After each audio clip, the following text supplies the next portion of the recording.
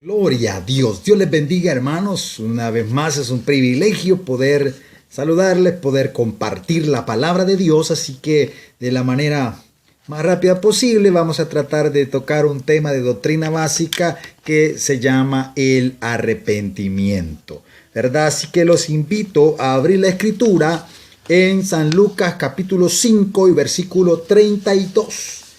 La palabra de Dios dice de la siguiente manera: no he venido a llamar a justos, sino a pecadores al arrepentimiento. Amén. Gloria a Dios. Buscando en el diccionario bíblico, encontraba que el arrepentimiento indica un regreso, un cambio de parecer o un repudio del pecado para volvernos a Dios. En las Escrituras, el arrepentimiento es presentado como un paso necesario para entrar en el reino de Dios. San Mateo capítulo 3 y versículo 8 dice la Escritura: haced pues fruto digno de arrepentimiento.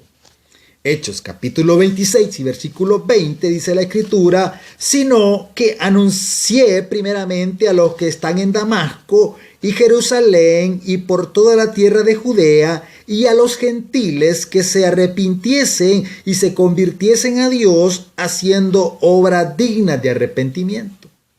En Romanos capítulo 2 y versículo 4 dice: o menospreciáis la riqueza de su benignidad, paciencia y longanimidad, ignorando que su benignidad te guía al arrepentimiento.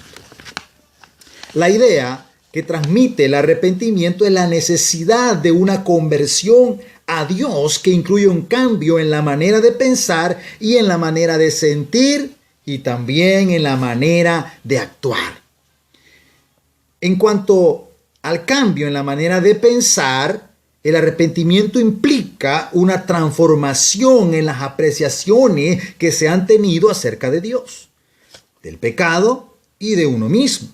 En el caso de la parábola del hijo pródigo, el regreso a casa estuvo marcado inicialmente por un cambio en la manera de pensar. En Lucas capítulo 15 versículo 17, la escritura dice de la siguiente manera: y volviendo en sí dijo: ¿cuántos jornaleros en casa de mi padre tienen abundancia de pan? Y yo aquí perezco de hambre.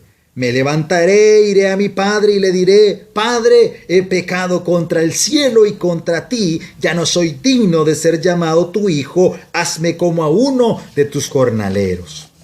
Gloria a Dios.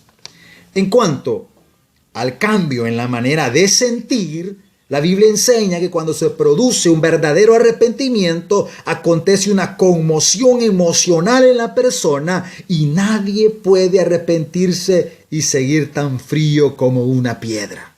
Segunda de Corintios, capítulo 7 y versículo 9, dice la Escritura: ahora me gozo, no porque hayáis sido contristados, sino porque fuisteis contristados para arrepentimiento, porque habéis sido contristados según Dios, para que ninguna pérdida padecieseis por nuestra parte, porque la tristeza que es según Dios produce arrepentimiento para salvación, de que no hay que arrepentirse, pero la tristeza del mundo produce muerte. Amén. Eso en cuanto a la manera de sentir. Ahora, si hablamos en cuanto al cambio en la forma de actuar, el arrepentimiento es la frontera entre una vida disipada y una vida consagrada a Dios, que da frutos dignos de arrepentimiento. La Escritura hace un gran énfasis en la verdad de que el verdadero arrepentimiento debe mostrarse por los hechos. Mateo capítulo 7 y versículo 21, dice la Escritura: no todo el que me dice Señor, Señor entrará en el reino de los cielos, sino el que hace la voluntad de mi Padre que está en los cielos. Muchos me dirán en aquel día: Señor, Señor, ¿no profetizamos en tu nombre y en tu nombre echamos fuera demonios y en tu nombre hicimos muchos milagros? Y entonces les declararé: nunca os conocí, apartados de mí, hacedores de maldad. Lucas 6:45 dice la Escritura: el hombre bueno del buen tesoro de su corazón saca lo bueno, y el hombre malo del mal tesoro de su corazón saca lo malo. porque de la abundancia del corazón habla la boca. Apocalipsis capítulo 2 y versículo 5, dice la Escritura: recuerda, por tanto, de dónde has caído y arrepiéntete y haz las primeras obras, pues si no, vendré pronto a ti y quitaré tu candelero de su lugar si no te hubieres arrepentido. Amén. Para que se produzca un arrepentimiento legítimo, deben presentarse los cambios en los tres aspectos que hemos mencionado, de una manera simultánea. Si hay un cambio en las acciones, pero no en el pensamiento ni en el sentir, tan solo se ha producido una reforma religiosa, no una conversión. Si hay un cambio en los sentimientos, pero no en la actuación ni en la forma de pensar, solo se ha producido un remordimiento. Si hay un cambio en el pensamiento, pero no en el actuar o el sentir, solamente se ha producido una persuasión intelectual.